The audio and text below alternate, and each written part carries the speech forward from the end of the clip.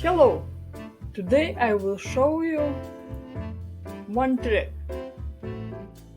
Let's go to the elements and enter blob into the search field. Choose any color and click apply filters, and you see now our blobs are red. Let's try another color. I'm choosing yellow and click apply filters. Click graphics. Let's enter fonts and choose other color. Let it be this one. Click apply filters, and here you go.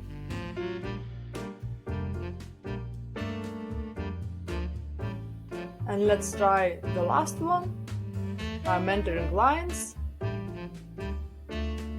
and I'm choosing this one color.